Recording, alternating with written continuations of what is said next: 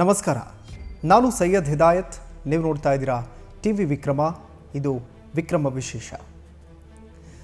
ಮಾತಾಡಿದರೆ ಹೋಯ್ತು, ಮುತ್ತು ಒಡೆದ್ರೆ ಹೋಯ್ತು ಅನ್ನೋ ಮಾತಿದೆ.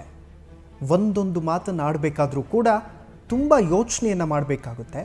ಹಾಗಂತ ಪುಕ್ಸಟ್ಟೆ ಹೈಪ್ ಬೇಕು ಅಂತ ಬೇಕಾಬಿಟ್ಟಿಯಾಗಿ ಮಾತಾಡೋದಲ್ಲ.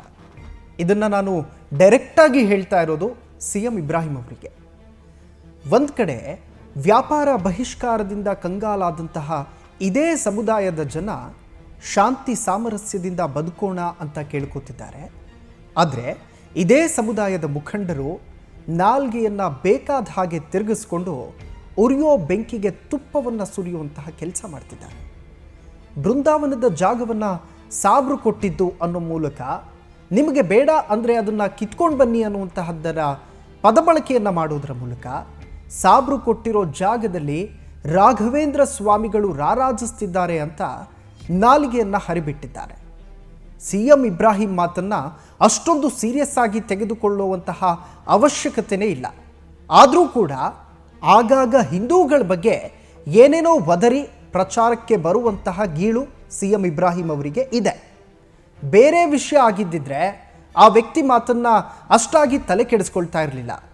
ಆದರೆ CM ಇಬ್ರಾಹಿಂ ಹೇಳಿರೋದು ಶ್ರೀ ಗುರು ರಾಘವೇಂದ್ರರ ಬಗ್ಗೆ. ಸೊ ಅದಕ್ಕೊಂದು ಕ್ಲಾರಿಟಿಯನ್ನು ಕೊಡಲೇಬೇಕು. ಸಾಬ್ರು ದಾನ ಕೊಟ್ಟಿದ್ದು ಅಂದ್ರಲ್ಲ, ಅದು ಯಾವ ಲೆಕ್ಕಾಚಾರದಲ್ಲಿ? ಹೋಗಲಿ, 1792ರಲ್ಲಿ ನವಾಬ ರಾಯರಿಗೆ ಯಾಕೆ ದಾನ ಕೊಟ್ಟ ಅನ್ನೋದು ನಿಮಗೆ ಗೊತ್ತಿದೆಯಾ? ಗೊತ್ತಿಲ್ಲ ಅಂದರೆ ಒಂದು ಸತಿ ಅದನ್ನು ಗೊತ್ತು ಮಾಡ್ಕೊಳ್ಳಿ. ಸಿದ್ದಿ ಮಸೂದ್ ಖಾನ್ ಅನ್ನೋ ನವಾಬ ಈಗಿನ ಮಂತ್ರಾಲಯ ಏನಿದೆ ಆತನದ್ದೇ ಸಾಮ್ರಾಜ್ಯಕ್ಕೆ ಸೇರಿತ್ತದು. ಒಂದು ದಿನ ಶ್ರೀ ಗುರು ರಾಘವೇಂದ್ರ ಸ್ವಾಮಿಗಳು ಸಿದ್ದಿ ಮಸೂದ್ ಖಾನ್ ಆಸ್ಥಾನಕ್ಕೆ ಬರ್ತಾರೆ. ಆಗ ಸಿದ್ದಿ ಮಸೂದ್ ಖಾನ್ ತನ್ನ ಹೆಂಡತಿಯರ ಜೊತೆ ಕಾಲವನ್ನು ಕಳೀತಾ ಇರ್ತಾನೆ. ದಿವಾನ್ ವೆಂಕಣ್ಣ ಅವರು ನವಾಬನ ಬಳಿ ಬಂದು ಒಬ್ಬ ದೇವದೂತರು ನಿಮ್ಮನ್ನು ನೋಡಬೇಕು ಅಂತ ಬಯಸ್ತಾ ಇದ್ದಾರೆ ಅಂತ ನವಾಬನಿಗೆ ಹೇಳ್ತಾರೆ. ಆಗ ನವಾಬ ಯಾರು ಮೊಹಮ್ಮದ್ ಪೈಗಂಬರ್ರಾ ಅಂತ ಒಂದು ಕುಹಕವನ್ನು ಆಡ್ತಾನೆ. ಗುರು ರಾಘವೇಂದ್ರ ಸ್ವಾಮಿಗಳು ಬಂದಿದ್ದಾರೆ ಅಂತ ದಿವಾನರು ಆತನಿಗೆ ಹೇಳ್ತಾರೆ. ಸ್ವಾಮಿಗಳು ಅಂದ ಕೂಡಲೇ ಗೊತ್ತಲ್ವಾ ನವಾಬ ಯಾವ ರೀತಿಯಾಗಿ ವ್ಯಂಗ್ಯವಾಗಿ ಗಹಗಹಿಸ್ತಾನೆ ಅಂತ. ಇಂತಹ ಸಾಕಷ್ಟು ಸ್ವಾಮಿಗಳನ್ನು ನಾನು ನೋಡಿದ್ದೀನಿ ಅಂತ ಹೇಳಿದವನು ಅದೇ ಅಹಂಕಾರದಿಂದ ಸರಿ ಏನೋ ಕೊಟ್ಟು ಕಳಿಸಿ ಅಂತ ನಿರ್ಲಕ್ಷ್ಯದಿಂದ ಮಾತಾಡ್ತಾನೆ. ದಿವಾನರು ನವಾಬನಿಗೆ ತಿಳಿ ಹೇಳ್ತಾರೆ, ಇಲ್ಲ ಇಲ್ಲ, ಅವರು ಸಾಧಾರಣವಾದಂತಹ ಸ್ವಾಮಿಗಳಲ್ಲ, ನೀವು ಒಂದ್ಸಲ ಅವರನ್ನು ಭೇಟಿ ಮಾಡಿ ಆಶೀರ್ವಾದವನ್ನು ಪಡ್ಕೊಳ್ಳಿ ಅಂತ ದಿವಾನ್ ವೆಂಕಣ್ಣ ಅವರು ನವಾಬನಿಗೆ ಹೇಳ್ತಾರೆ. ನವಾಬನಿಗೆ ಆಗಲೂ ಕೂಡ ಮನಸ್ಸು ಬದಲಾಗೋದಿಲ್ಲ. ಅದೇ ಅಹಂಕಾರದಲ್ಲಿ ನೀವು ಹಿಂದೂಗಳು ಇಷ್ಟೇ ಈಸಿಯಾಗಿ ಎಲ್ಲರನ್ನು ನಂಬಿಡ್ತೀರಿ, ಸರಿ ನಾಳೆ ಒಂದು ಸಮಯ ಅರೇಂಜ್ ಮಾಡಿ ನಾನೊಂದು ಪರೀಕ್ಷೆ ಮಾಡ್ತೀನಿ ಅಂತ ಆತ ಹೇಳ್ತಾನೆ. ಮರುದಿನ ನವಾಬನನ್ನು ಭೇಟಿ ಮಾಡೋಕೆ ಶ್ರೀ ಗುರು ರಾಘವೇಂದ್ರರು ಬರ್ತಾರೆ. ನಾರಾಯಣ, ನಿಮ್ಮನ್ನು ಭೇಟಿಯಾಗ್ತಿರೋದು ಖುಷಿಯಾಗಿದೆ ಅಂತ ಪ್ರೀತಿ ತುಂಬಿದ ಮಾತುಗಳಿಂದ ಆತನ ಜೊತೆ ಸಂವಾದವನ್ನು ಮಾಡ್ತಾರೆ. ಇತ್ತ ಅದೇ ಅಹಂಕಾರದಲ್ಲಿ ನವಾಬ ಸರಿ ಅವರಿಗೆ ಏನಾದರೂ ಉಡುಗೊರೆ ಕೊಟ್ಟು ಕಳಿಸಿ ಅಂತ ಮತ್ತೆ ಅದೇ ಅಹಂಕಾರದಲ್ಲಿ ಹೇಳ್ತಾನೆ. ಗುರು ರಾಘವೇಂದ್ರರು ನೀವು ಏನನ್ನೂ ಕೊಟ್ಟರೂ ರಾಮ ಸ್ವೀಕರಿಸುತ್ತಾನೆ ಅಂತಾರೆ. ನವಾಬ ಒಂದು ಹರಿವಾಣವನ್ನು ತರಿಸ್ತಾನೆ. ಹರಿವಾಣದ ಮೇಲ್ಭಾಗವನ್ನು ವಸ್ತ್ರದಿಂದ ಮುಚ್ಚಲಾಗಿರುತ್ತೆ. ಆಗ ನವಾಬನ ಕಡೆ ತಿರುಗಿದ ರಾಘವೇಂದ್ರರು ಹೇಳ್ತಾರೆ, ನೀವಿಷ್ಟೊಂದು ಪ್ರೀತಿಯಿಂದ ಉಡುಗೊರೆಯನ್ನು ಕೊಡ್ತಾ ಇದ್ದೀರಾ ಅಂದರೆ ಅದನ್ನು ಮುಚ್ಚಿಕೊಡುವಂತಹದ್ದೇನಿದೆ, ಮೇಲಿರುವಂತಹ ವಸ್ತ್ರವನ್ನು ತೆಗೀರಿ ಅಂತ ಪ್ರೀತಿಯಿಂದ ಹೇಳ್ತಾರೆ. ಆಗ ಶ್ರೀ ರಾಘವೇಂದ್ರರು ಹೇಳಿದ ಬಳಿಕ ವಸ್ತ್ರವನ್ನು ತೆಗೆಯಲಾಗುತ್ತೆ. ಅಲ್ಲಿ ನೋಡಿದರೆ ಹರಿವಾಣದಲ್ಲಿ ಮಾಂಸದ ತುಂಡುಗಳಿರುತ್ತೆ.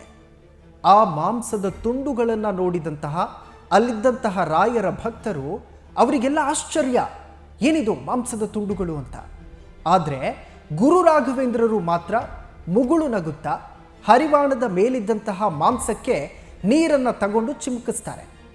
ನೀರಿನ ಹನಿಗಳು ಬೀಳ್ತಿದ್ದ ಹಾಗೆ ಆ ಮಾಂಸದ ತುಂಡುಗಳೇನಿರುತ್ತಲ್ಲ ಅದು ಹಣ್ಣಾಗಿ ಬದಲಾಗ್ಬಿಡುತ್ತೆ. ಎಲ್ಲರಿಗೂ ಮತ್ತೆ ಆಶ್ಚರ್ಯ. ನವಾಬನಿಗಂತೂ ಏನು ಹೇಳಬೇಕು ಅಂತಾನೆ ಗೊತ್ತಾಗ್ತಾ ಇರಲ್ಲ. ತಲೆಗೇರಿದ್ದಂತಹ ಅಹಂಕಾರ ಏನಿತ್ತಲ್ಲ ಅದು ಧತ್ ಅಂತ ನೆಲಕ್ಕೆ ಉರುಳಿ ಬಿಡುತ್ತೆ. ಆಗ ರಾಘವೇಂದ್ರ ಸ್ವಾಮಿಗಳು ನವಾಬನಿಗೆ ಹೇಳ್ತಾರೆ, ನೋಡ್ದಿಯಾ, ಅಲ್ಲಾನಿಗೂ ಕೂಡ ಚೆನ್ನಾಗಿ ಗೊತ್ತಿದೆ, ಅದಕ್ಕಾಗಿ ಆತನೇ ಸರಿ ಮಾಡಿಕೊಟ್ಟಿದ್ದಾನೆ ಅಂತ ಹೇಳ್ತಾರೆ. ರಾಘವೇಂದ್ರ ಸ್ವಾಮಿಗಳು ಬಂದಾಗಿನಿಂದ ಅಹಂಕಾರದ ಅಮಲಿನಲ್ಲಿ ಮಾತಾಡ್ತಾ ಇದ್ದಂತಹ ನವಾಬನಿಗೆ ಮಾತೆ ಬರೋದಿಲ್ಲ. ದಯವಿಟ್ಟು ನನ್ನನ್ನು ಕ್ಷಮಿಸ್ಬಿಡಿ ಅಂತ ಕಾಲಿಗೆ ಬೀಳ್ತಾರೆ. ಅಲ್ಲ, ನನಗೆ ಶಿಕ್ಷೆ ನೀಡು ಸ್ವಾಮಿಗಳೇ, ದಯವಿಟ್ಟು ದೇವರಲ್ಲಿ ಕೇಳ್ಕೊಳ್ಳಿ, ನನಗೆ ಶಿಕ್ಷೆ ನೀಡೋದಕ್ಕೆ ಅಂತ ಗೋಗರಿತಾನೆ ಸ್ವಾಮೀಜಿಗಳ ಹತ್ರ.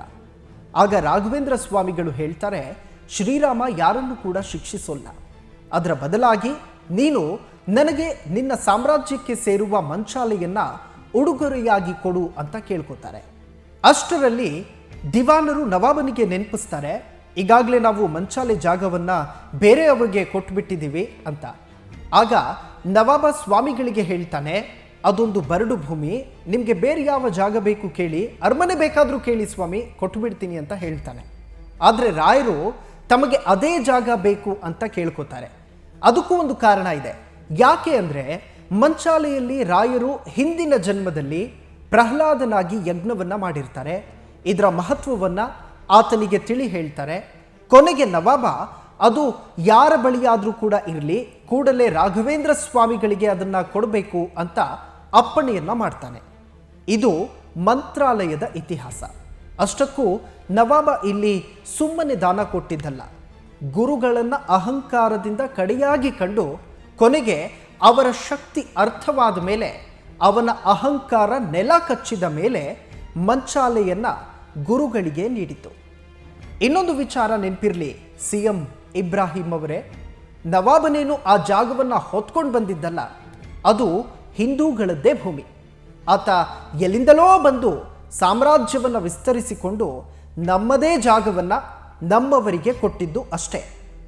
ಹಾಗೆ ದಾನವನ್ನ ಕೂಡ ಪುಕ್ಸಟ್ಟೆ ಕೊಟ್ಟಿದ್ದಲ್ಲ, ಗುರುಗಳ ಮುಂದೆ ಅವನ ಅಹಂಕಾರ ಸೋತಾಗ ಕೊಟ್ಟಿದ್ದು.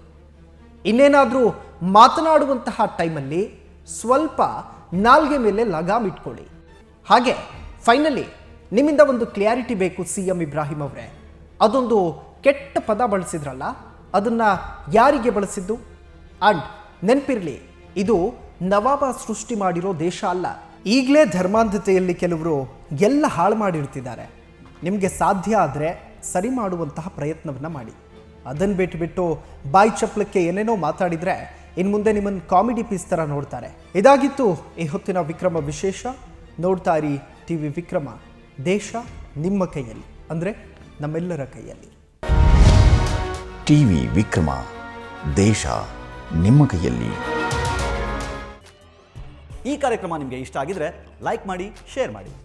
TV ವಿಕ್ರಮದ ಕಾರ್ಯಕ್ರಮವನ್ನು ನಿರಂತರವಾಗಿ ವೀಕ್ಷಿಸಲು ಸಬ್ಸ್ಕ್ರೈಬ್ ಮಾಡಿ, ಬೆಲ್ ಬಟನ್ ಒತ್ತಿ.